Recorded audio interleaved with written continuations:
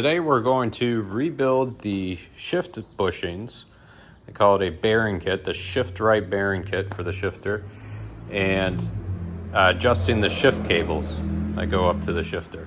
So if you're doing either job, this video will help you. Got the kit right here for the shifter.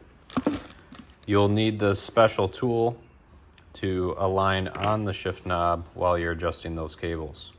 First step is to start taking out the center console. There are multiple screws throughout here, a couple under here, so we'll take this pad out. We have to take this guy out.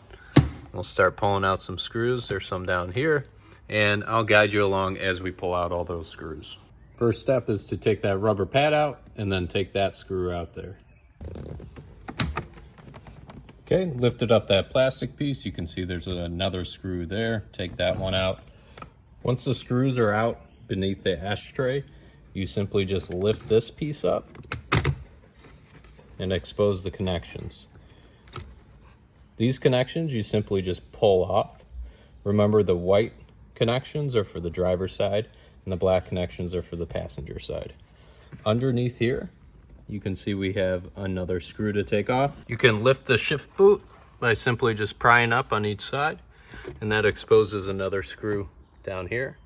We'll need to pull off the shift knob. To do that, you loosen this Allen bolt on the back of the shifter, and then you pull straight up. Next, we'll remove this plastic piece by the e-brake. There's two clips on the top and some clips below. So get these clips out first, and then you pull up. Next, we'll take off these side panels on both sides. So there's two pieces, the carpet piece and the leather piece. Take both off on each side.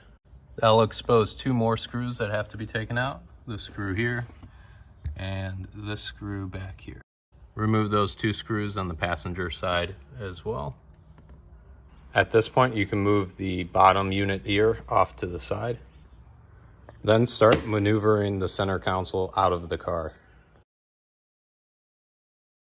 First, we'll disconnect the shift cables. These pieces here are spring loaded. They cover the shift cable. You push them forward and turn them to the side. And then with the shift cables, you simply just lift them out of place.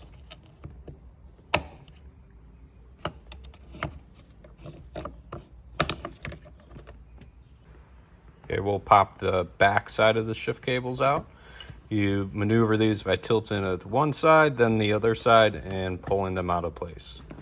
Next, we'll take off these 4 bolts. At that point, this unit should be able to be removed from the car. The first step to installing the bushings is to break off all of these white plastic clips around the OEM bushings using some wire cutters, getting around these guys and clipping them off. What's working best to get these tabs off is a knife. You get in the groove and push down really hard and they pop off. When you need to turn this, take some needle nose, grab this end and force it to turn. To make your life easier while you're getting all these tabs off, you can take these connections off. This one just pull to the side. Here you take out this black pin, just pry it up, and then you can take this connection off. All right, the shifter is out. To get this piece out, you have to remove this pin. Now it's pressed in this way. You're able to push some of these tabs in and push it out. Once you get these two out and that pin, then you can maneuver the shifter out and then take this out.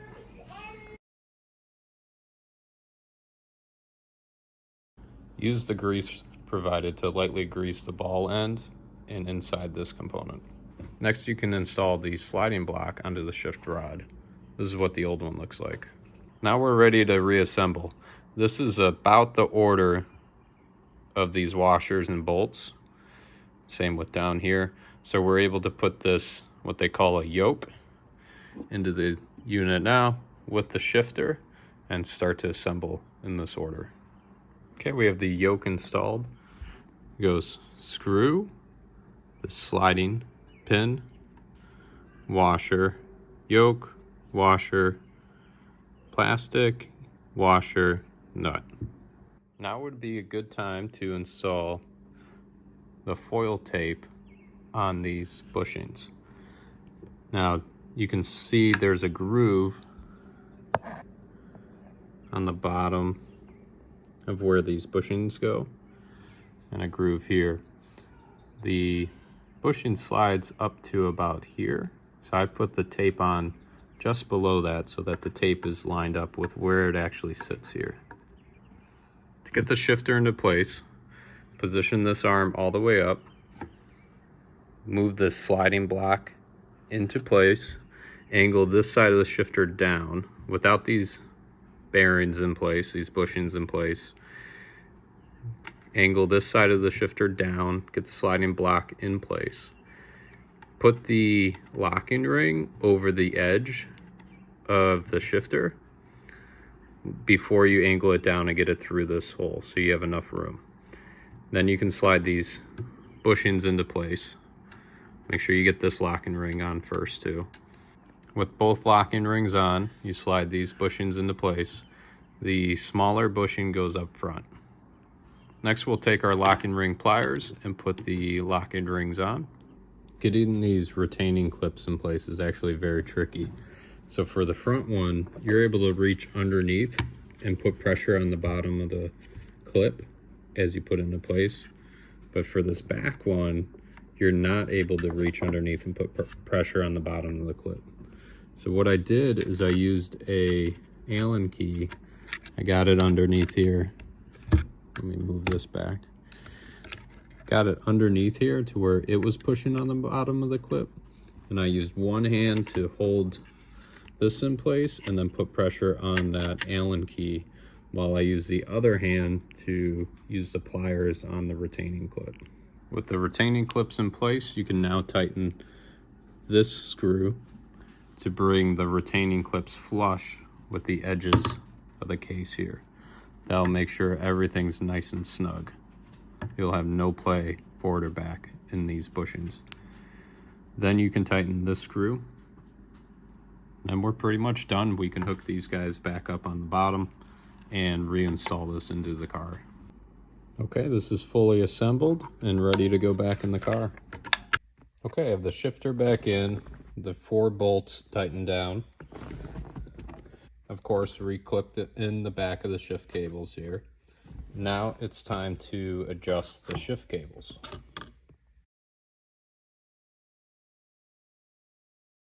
To make the adjustments correctly, you need one of these tools to hold the shifter in the correct position. So you clip it on from the passenger side and it clips over these edges. With this alignment tool in place, you can now put the shift cables back. To do this, you simply take the shift cable, place it in the holder. Wherever it lands is where it should be positioned. Then you hold both components and click the shift cable back into place. With the shift cables clicked back in place, you can now release these springs and we can start putting everything back together. Starting with this piece of plastic, it will clip back down into place, and then we'll bring the center console in here and put all the screws back in. Remember to reconnect the electrical connection below the lock here and feed these cables back through. Everything went back together pretty smoothly. Got the plastic piece, rubber panel, all the screws back in place. These side covers back in place. Shifter tightened down. So now it's time to go for a test drive and see how it feels.